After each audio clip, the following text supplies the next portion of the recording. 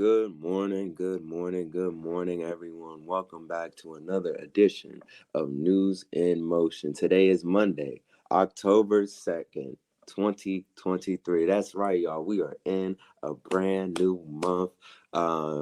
October is here. October is here. So if you have a birthday, an anniversary, a special occasion in the month of October, please let us know what that is in the chat. If you are a audio or podcast listener, keep your eyes on the road. Come back to one of the streaming platforms later on in the day and let us know what your special occasion is. Me personally, I do have a birthday coming up in the month of October 20th. Y'all save the date. Um, I will be turning 21 years old. That is a huge milestone. So I'm excited about that. I'm very excited about that. But it is Monday, October 2nd, 2023. October is here. It's a new month. May you have new blessings, new opportunities, new relationships, new friendships. Just may everything go well for you in the month of October. Whether you're watching through Facebook, YouTube, or LinkedIn, we just want to say thank you for tuning in. I see you, Miss Marianne Jackson, tuning in through YouTube. I see you, Miss Adrian, tuning in through YouTube as well. Good morning, Latrice Jones, tuning in through Facebook. Good morning, Miss Lori Wallace, tuning in through Facebook. Good morning, Miss Shardinia. Good morning, Dr. Antoinette, who's tuning in through Facebook as well. And good morning, Mr. Lewis Pryor III. So, without further delay, y'all know what we do here. Let's get ready for some news in motion.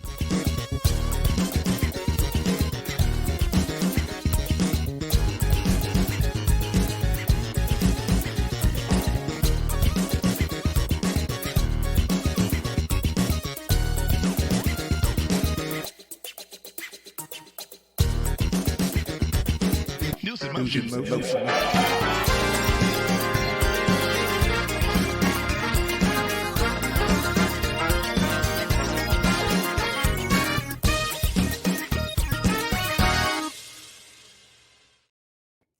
Hey, what's up, everyone? Good morning to you. Good morning, good morning, good morning, good morning, good morning.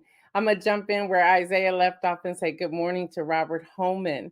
I love Adrian when she puts the notes in there from that music. Y'all are loving this music. We're gonna get that going because we want to get those videos in. Lori Wallace says that her boyfriend, her hubby's birthday is this month. So good morning and happy birthday to all of our October people. Thank you, Dr. Antoinette. She said sharing is caring. Don't forget to share. So whether you're on LinkedIn or Facebook or YouTube, hit that like button, hit that share button, thumbs up, hit the bells to remind you what time we jump in here on Monday through Thursdays, which is 7:25 a.m. Eastern time. So good morning, good morning, good morning to all of you. Y'all, it is October. Hello, October. October the 2nd, y'all. We are in our fourth quarter. We are in our fourth quarter, so let's finish strong. Okay, let's finish strong. Hey, in case you haven't seen this, if you don't receive the e-news, there's a new program that we launched on yesterday, which is manuscripts and mimosas with me, with Gail. It's a membership. You can go to my website to check that out. When you go to the website, www.gaildudley.com, you just click that icon that says manuscripts and mimosas. We're going to have live working sessions with the manuscripts on first Fridays of every month. So this Friday will be the first one. So go ahead and check it out. You can join monthly or you can join for the year, but we're going to have a great time. We have a great lineup for over the next 12 months. So you do not want to miss it. I see you, Regina Shorts. I see you. I see you. I see you. Again, you just go to gaildudley.com. And once you get there, you can check it out. If it's not for you, y'all, sharing is caring. So share it with someone else that's out there. I see you, Deborah Sneak. Y'all, we want to give a congratulations to Demia Candide. Look at that. Y'all remember Demia? Demia is doing a great work. We may not see her here, but y'all know she's in and out every now and then.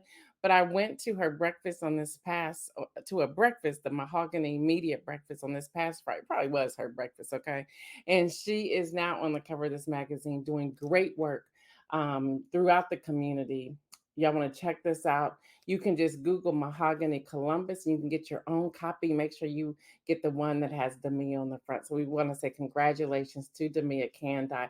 I saw Lori there. I saw Elizabeth Towns there, Davia.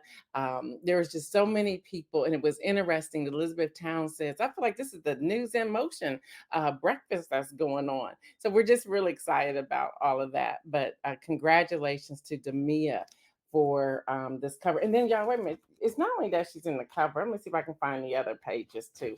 She was rocking this magazine out.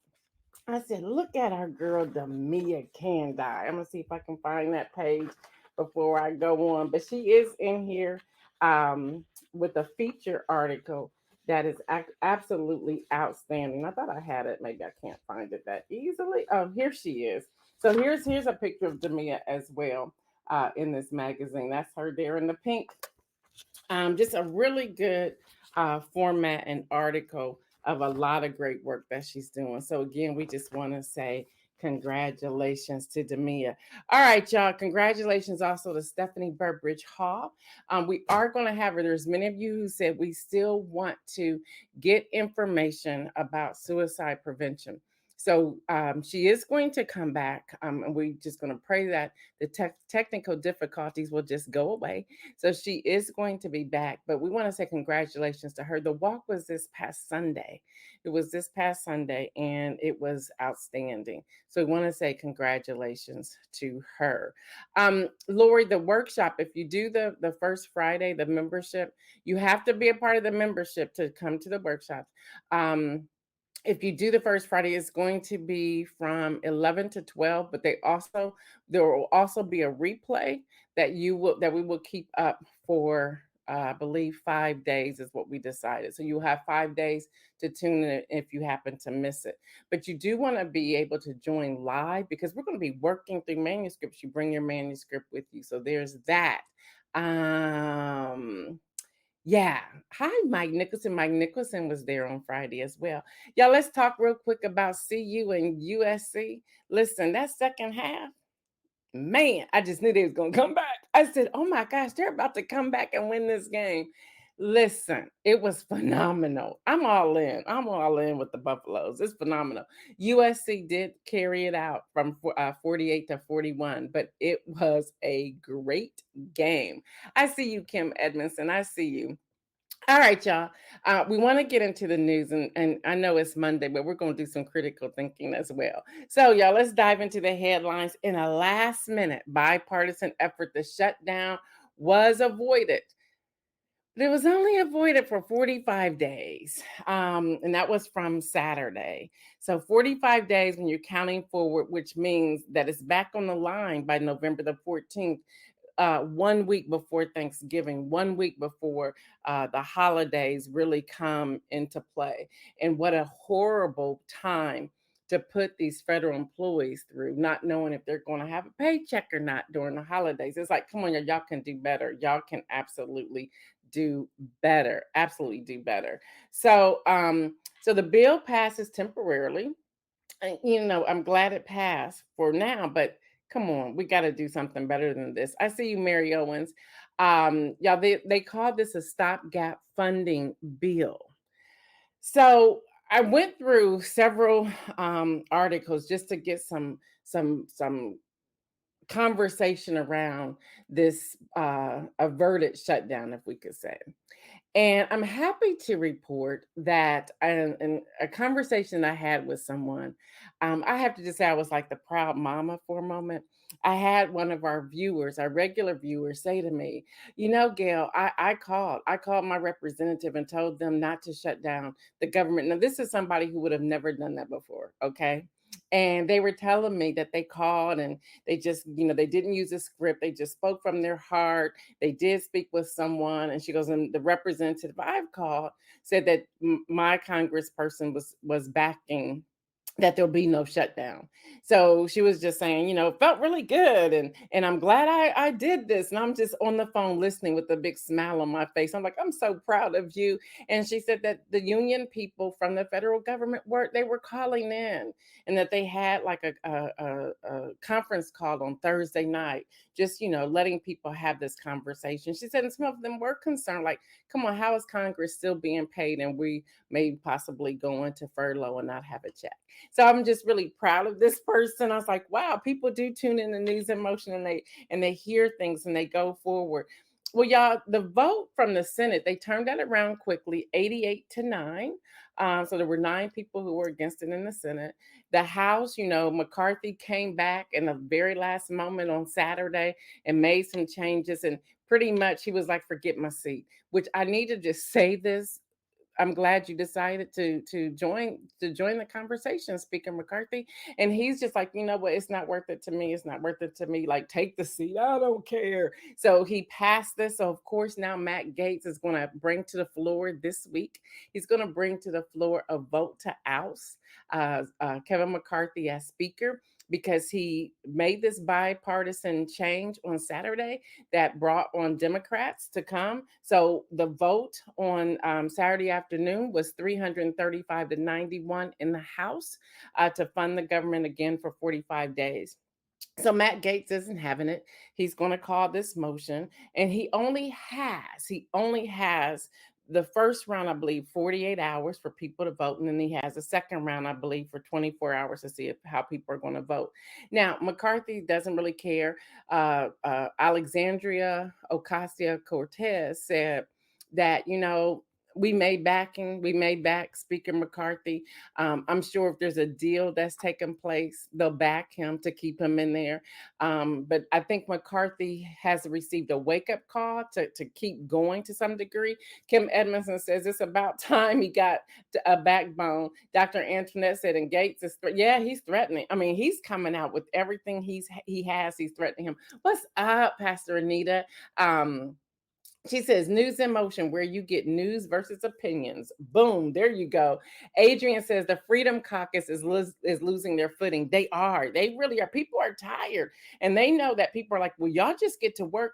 When you're talking about millions of employees, and now you're going to play around with the holidays coming up with 45 days out from that, they're not having it. They're not going to have it. So, with the Democrats' support, agencies will stay funded at the current levels into mid-November. Again, I believe it's the 14th, and I thought Dr. Antoinette said the 17th. So somewhere around in those dates, but still, it's just too close to the holidays.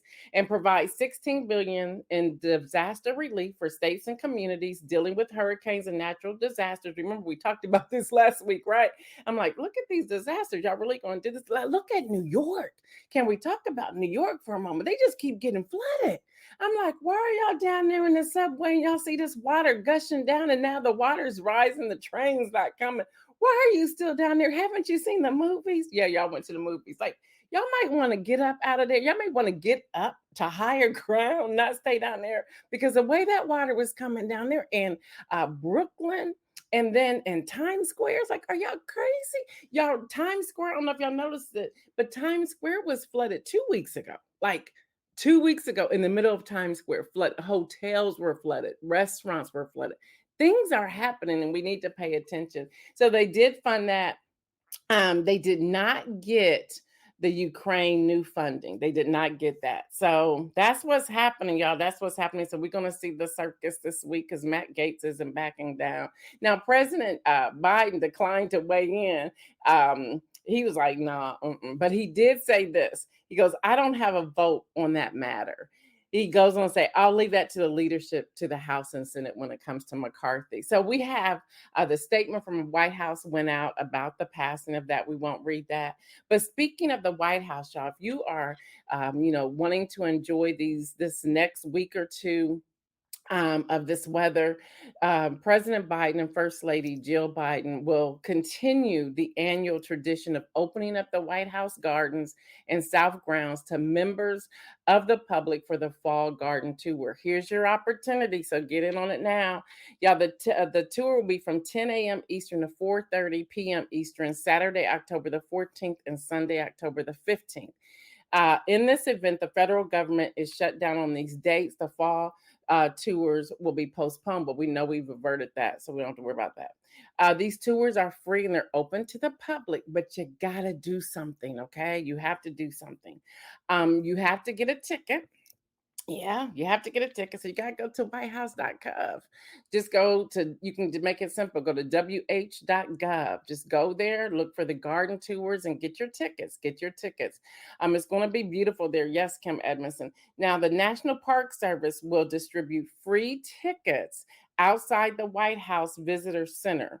So you go there, find out exactly where to go, but I'm gonna save you. I'm gonna tell you where to go. You're going to go to 1450 Pennsylvania Avenue Northwest. Each day you have to be out there, y'all. At the tickets will start being distributed at 8:30 a.m., which means you probably need to be out there by 4 a.m. if you want to get a ticket. Okay. Now they're saying that they're going to distribute tickets both days, um, but they're only going to allow so many people out there at a time. So just be mindful of that. Now, time tickets will be distributed one ticket per person, so you have to bring in your whole gang with you. So everybody's going to have to stand up there because once they start passing out tickets, each person will receive a ticket, and they're going to be distributed on first come first serve basis. Once attendees have received their tickets, the South Line entry point for everyone will be located at 15th Street Northwest, and that's between East Street Northwest and Constitution Avenue Northwest, near the Boy Scout Memorial. Now, there's also a ADA, Americans with Disability Act. Entrance will be located at 15th Street Northwest and Alexander Hamilton Place Northwest. Say that real fast. So we're going to keep giving this information out there. But yes, the link is up there, www.wh.gov.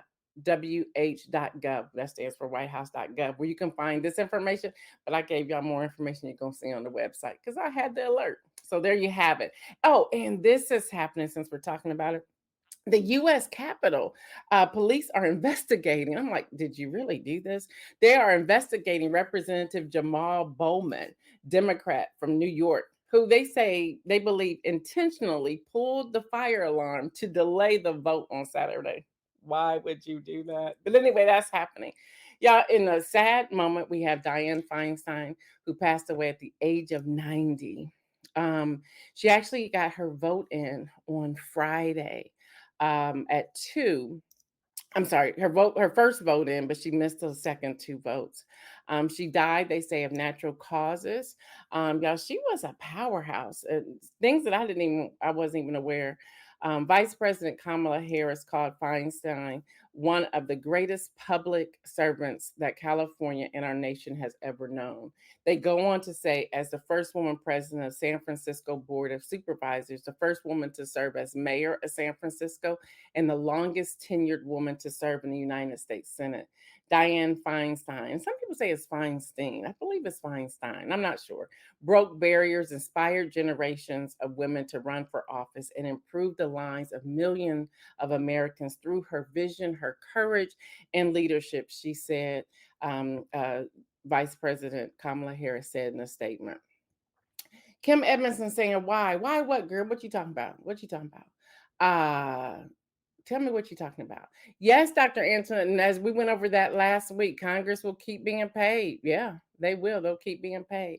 All right, y'all. So with that passing of Dianne Feinstein, Governor Gavin Newsom of California announced on yesterday that he has chosen LaFonza Butler, the president of Emily's List and a former labor leader, to fill the vacancy left by Senate by the death of Dianne Feinstein.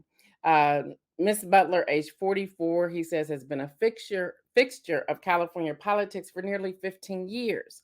He goes on and talks about her accolades and everything that's going on. Yeah, Kim, yeah, why would he pull the fire alarm? Yeah, that's that.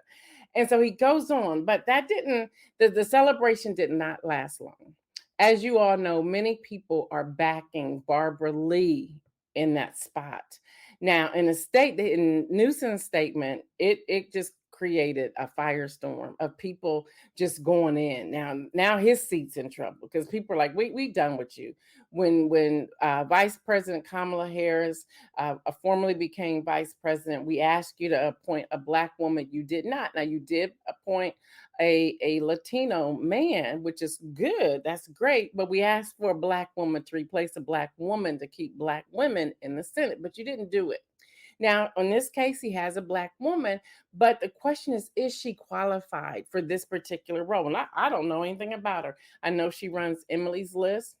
I know she has done a great job with this, and I'm talking about LaFonza Butler. I know she's doing a great job with that. She's younger. She's 44. Barbara Lee is 77, but Barbara Lee is currently in the race to run to fulfill Dianne Feinstein's seat for 2024. So there's a lot of pushback. There's a lot. Agencies are coming out the woodwork going after Newsom. They say Barbara Lee, a black woman, are not mere caretakers, but voting the organization center of the National Democratic Party. And this was Amy Allison, the founder of She the People, an organization that helps elect women of color in politics, said in a statement. You have the Congressional Black Caucus who are upset with Newsom because y'all don't. If you don't know, Barbara Lee is currently a representative in the House of Representatives. So there's a lot of people that's just like they're not having it. Now, Adrian says Newsom also vetoed a bill regarding unions, and he will take a hit for that. He will, he will, he will. Something's going on with Newsom. So let's weigh in. We're going to have critical thinking, yes, on a Monday morning. But I was working through this weekend after hearing his announcement. And I said, what's really going on here? Here's a few opportunities that you could have appointed Barbara Lee, but you have chosen not. And you say you don't want to back anybody. You don't want to put anybody's name out there. You don't want to do that. You want the people to have the vote. But yet, when the people are telling you what to do, you chose to do something different. Now, I'm torn because we have LaFonza Butler, who is 44, Barbara Lee, who is 77. Barbara Lee is qualified. Barbara Lee is gifted. Barbara Lee has been doing this for a long time. So what do we do? Because many of us are saying we want to see younger people. Others of us are saying we just want to see a change of the guard. So we going back and forth there. So I had to put together some questions. I want us to weigh in this because, uh, Governor Newsom of California, for whatever reason, he doesn't pick Barbara Lee. He's had many times to do that. There could be various factors at play. So I just don't want to say he has an issue with Barbara Lee, but what else is going on here? So let's weigh in on this just a little bit. Here's an opportunity for you to join the chat. So let's do it. The question could be that he's weighing, well, what qualifications do we want here from the state of California to serve in the Senate? What are we looking for, regardless of race or gender? Maybe that's a part of it. That's just one of the questions. Here's another question I came up with. What are the pressing issues and the priorities for California? And how do the candidates align? Let's look at Barbara Lee. Does she align with what they're doing? Well, yeah, she's doing it currently in the House. Is it that he wants her to stay in the House of Representatives? What's the behind the scenes here that's taking place? Well, I got another question. Are there other minorities or underrepresented groups that should also be considered for the position? Is that why he picked LaFonza Butler, age 44? I don't know. What is the historical context here, the political representation in California as it relates to United States? And how does it influence his decision? Is there someone else in his ear? Just another question. What kind of messages does Governor Newsom want to send in his selection? And how does it relate to his immediate political agenda? We can't forget about that either. And I want y'all to start talking to me in this chat. What is the diversity of Governor Newsom's candidate pool? And how does it reflect the broader demographics of California? Is there a demographic piece that's happening here? And then what are some of the potential political consequences of his decision, both in terms of public opinion and party dynamics? And y'all just gave y'all a whole lot of questions. I want us to work through just one or two of these today to try to get a better understanding as why he's not choosing Representative Barbara Lee, who would be phenomenal in that position? Are we as a people weighing too much on age and not on which we're knocking people out due to age? Is that what's happening here? Because there's a lot of age stuff going on. You know, Dianne Feinstein was 90. We have Representative Nancy Pelosi, former speaker, her age. We're talking about Joe Biden, his age. We're talking about the former guy, his age. Are we making age such a focus that we're missing some other pieces to this? Y'all talk to me, talk to me, talk to me, talk to me. I want to hear what you all have to say. So please start filling up the chat with that. I'll go to our next story. And I want y'all to weigh in on that. I want y'all to weigh in on that. So the pandemic air pause on student federal loan payments ended yesterday, leaving as many as 40 million Americans on the hook for paying this monthly bill. So, and many of them have picked up other responsibilities, other loans, maybe mortgages or cars or medical bills, or maybe even more schooling, whatever. And they're not sure that these people are going to be able to pay this loan back. The hit that's going to take, they're talking about inflation, they're talking about everything that's going on when it comes to individuals with these loans. So, y'all, the return of the monthly payment will start this month. It will start this month. First payments are due within 21 days of you receiving a notice. And I believe those notices, they were holding on to them to see what was going to happen with the government, if there was going to be a shutdown or not. There's not a shutdown. So they said those letters are going to be coming. Many may come by email, but they're also sending them to your address as well, because they figure some people's emails may have changed. And then if you don't receive a letter and you know you have a student loan to repay, if you have not received a letter by email or by regular mail, within 7 days, 7 to 12 days, they're saying it's your responsibility to reach out to them to get the information for your student loan. Um, they don't want you to miss anything. They say if you had direct withdrawal, that is not going to happen, because they're giving people an opportunity to make sure they have money in their account. They're also giving people the opportunity to make sure that that bank account is still there. So they're not going to automatically do that. So you have some responsibility as well. Y'all don't sleep on this. Now, this past summer, President Biden, the Biden administration, launched an income driven repayment plan. So if you've ignored prior pleas on this, please listen now. Saving on valuable education, that is called SAVE, SAVE, that calculates payments based on income and family size. Now, the Department of Education say they have reached out directly to nearly 30 million borrowers to invite them to apply for the plan. Y'all, people are saying their plan, they didn't have to pay anything. Some people are saying they only had to pay $20 a month. Some people are saying their bill was lowered, because they're saying an average is about 300, but they can go as high as 700 a month.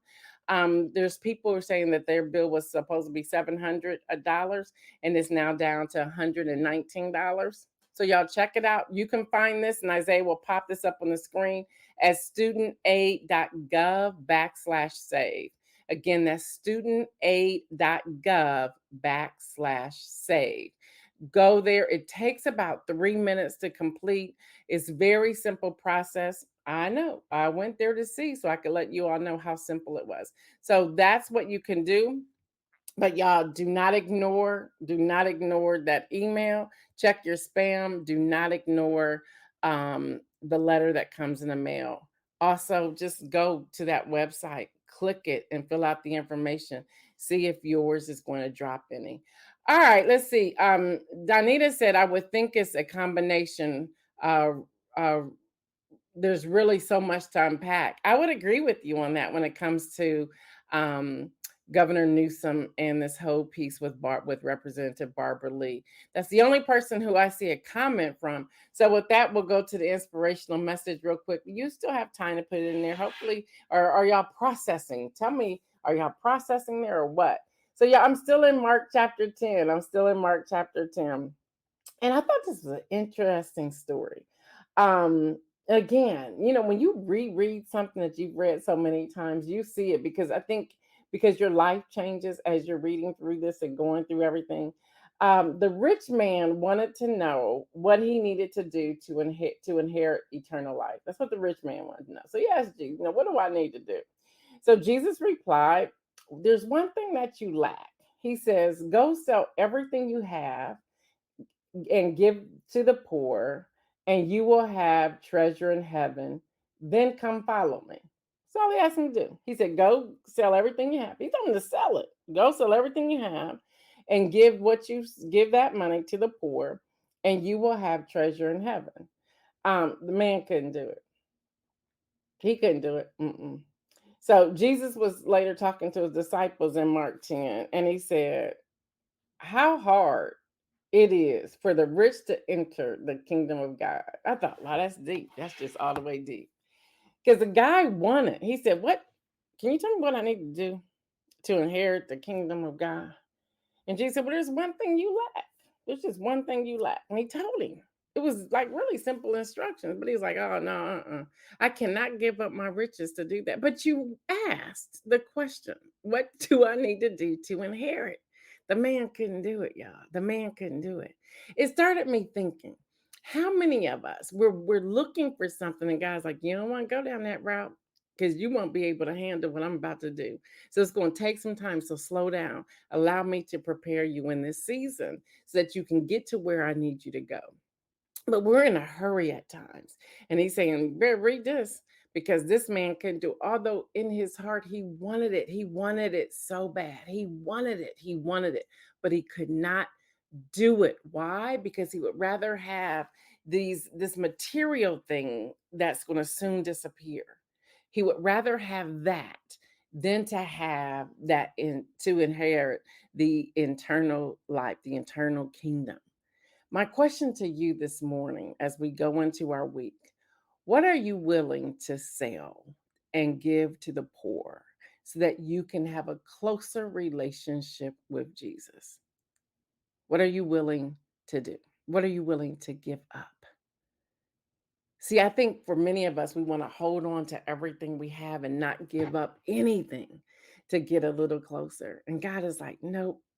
What are you willing to give up today? What's that one thing that you're willing to give up so that I could give to you eternal life? All right, y'all, that's all we have for today. Y'all keep moving. Keep moving. Make those bold moves. And remember to live your life abundantly. We're out.